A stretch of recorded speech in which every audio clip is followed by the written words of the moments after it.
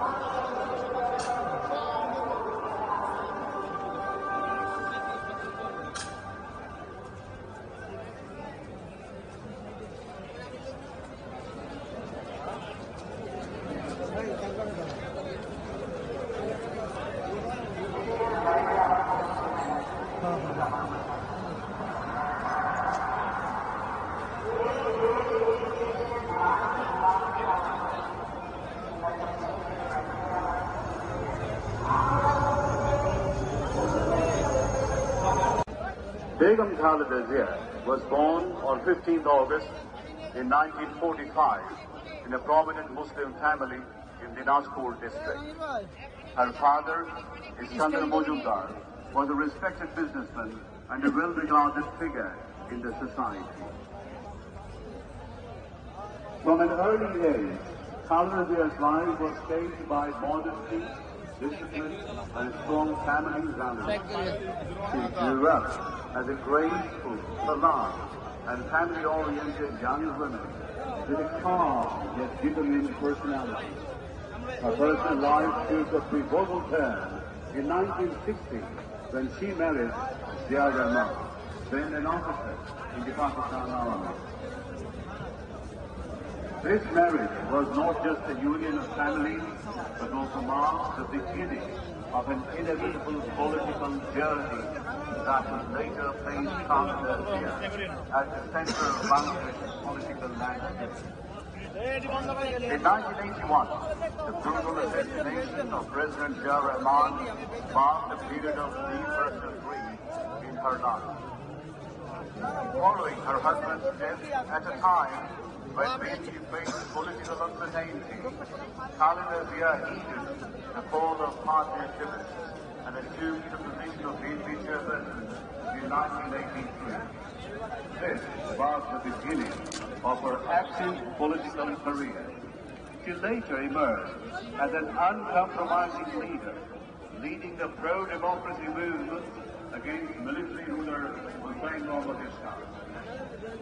In 1991, Begum Khalida Zia assumed office as Bangladesh's Prime Minister for the first time, restoring the country to the parliamentary democracy.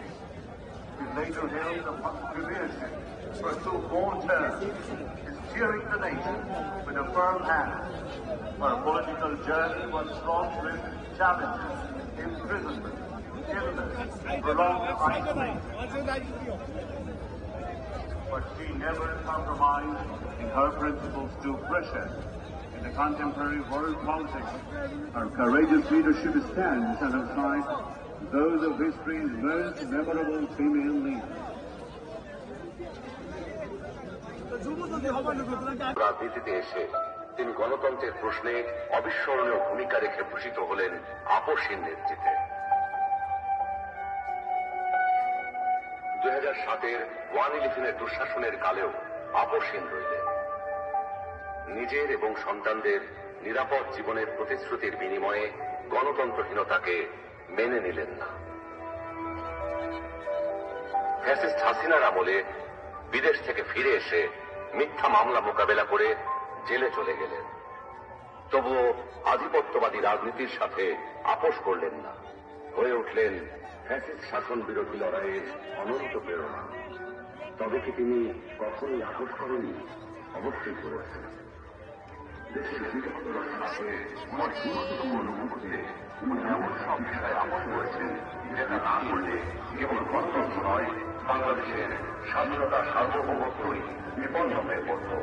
1991 সালে তার পছন্দের presidential পদ্ধতি ছেড়ে সংসদীয় পদ্ধতিতে চলে গেলেন বৃহত্তর রাজনৈতিক সমঝোতা। আপনাদের দৃষ্টি আকর্ষণ করছে বিনয়ের সঙ্গে আজকে যে মহান নেত্রীর প্রতি শ্রদ্ধা জানাতে, তার জন্য মহান আল্লাহর দরবারে মাগফিরাত কামনা করতে এবং জানাজায় অংশ নিতে আমরা এখানে সমবেত হয়েছি। একটি সুন্দর সুশৃঙ্খল অনুষ্ঠান আমরা উপহার দিতে চাই। সম্মানিত সুধী, আপনারা জানেন দেশ বিদেশের অনেক গণ্যমান্য ব্যক্তিবর্গ আজকে এখানে আসবেন এবং আপনাদের মতো ত্যাগী জনতা যারা এই মহান নেত্রীর প্রতি শ্রদ্ধা জানাতে এখানে এসেছেন, আমাদের সবার সম্মিলিত প্রয়াসে আজকে আমরা মহান আল্লাহর দরবারে তার মাগফিরাত কামনা করব। সেজন্য একটি সুশৃঙ্খল পরিবেশ একান্ত চিত্তে আপনাদের সহযোগিতার জন্য আমরা কামনা করছি। আপনারা যারা মাঠে অবস্থান করছেন, আপনি পাচ্ছি মাঠে আরো জায়গা আছে, পূর্ব দিকে আরো জায়গা আছে। আপনাদেরকে বিভিন্নভাবে বলছি আপনারা পূর্ব দিকে চলে যান এবং সারিবদ্ধভাবে সেখানে অবস্থান করুন। উত্তর দিকে যাবেন না, শুধু মাঠেই অবস্থান করবেন। মাঠের উত্তর প্রান্ত এখানে আমাদের সেনা সদস্যগণ আছেন, তাদেরকে ক্রস করবেন না দয়া করে। তাদের অনুরোধটুকু বা তারা যা বলে তা আপনারা মানার চেষ্টা করবেন শৃঙ্খলা বজায় থাকতে। মাঠ বিস্তীর্ণ, আপনারা মাঠ পূর্ণ করুন।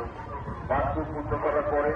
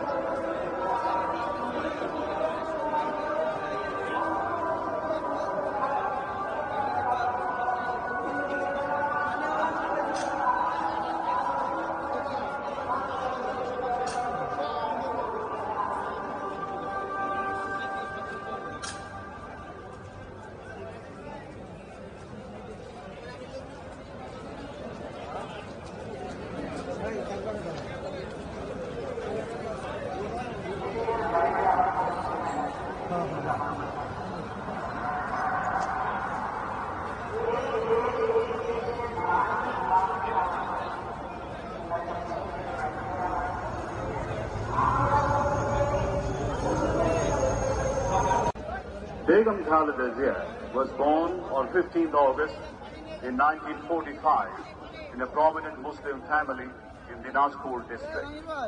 Her father, Iskandar Mojumdar, was a respected businessman and a well-regarded figure in the society. From an early age, Khalida Zia's life was shaped by modesty, discipline, and strong family values. She grew up as a graceful, polite, and family-oriented young woman with a calm yet determined personality.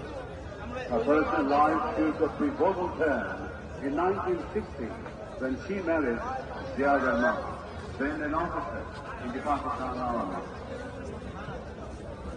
This marriage was not just a union of families, but also marked the beginning of an inevitable political journey that would later place Khalida Zia at the center of Bangladesh's political landscape. In 1981, the brutal assassination of President Zia Rahman marked a period of deep personal grief in her life. Following her husband's death at a time when many faced political uncertainty, Khalida Zia heeded the call of party activists and assumed the position of VP chairperson in 1983. This was the beginning of her active political career. She later emerged as an uncompromising leader, leading the pro-democracy movement against military ruler Hussain Mohammad Shah. In 1991, Begum Khalida Zia assumed office as Bangladesh's Prime Minister for the first time, restoring the country to the path of parliamentary democracy. She later held the premiership for 2 more terms as steering the nation with a firm hand. Her political journey was fraught with challenges, imprisonment, illness, prolonged isolation. But she never compromised in her principles to pressure in the contemporary world politics. Her courageous leadership stands alongside those of history's most memorable female leaders. রাজনীতিতে এসে তিনি গণতন্ত্রের প্রশ্নে অবিস্মরণীয় ভূমিকা রেখে ভূষিত হলেন আপসহীন নেতৃত্বে। 2007-এর 1/11-এর দুঃশাসনের কালেও আপসহীন রইলেন। নিজের এবং সন্তানদের নিরাপদ জীবনের প্রতিশ্রুতির বিনিময়ে গণতন্ত্রহীনতাকে মেনে নিলেন না। ফ্যাসিস্ট হাসিনার আমলে বিদেশ থেকে ফিরে এসে মিথ্যা মামলা মোকাবেলা করে জেলে চলে গেলেন। তবুও আধিপত্যবাদী রাজনীতির সাথে আপোষ করলেন না, হয়ে উঠলেন ফ্যাসিস্ট শাসন বিরোধী লড়াইয়ের অনন্ত প্রেরণা। তবে কি তিনি কখনোই আপোষ করেননি? অবশ্যই করেছেন। দেশের নিরাপত্তার সাথে আমার গুরুত্বপূর্ণ মুহূর্তে তিনি এমন সব বিষয়ে আপোষ করেছেন যেটা না করলে কেবল গণতন্ত্র নয়, বাংলাদেশের স্বাধীনতা সার্বভৌমত্বই বিপন্ন হয়ে পড়ত। 91 সালে তার পছন্দের প্রেসিডেন্সিয়াল পদ্ধতি ছেড়ে সংসদীয় পদ্ধতিতে চলে গেলেন বৃহত্তর রাজনৈতিক সমর্থন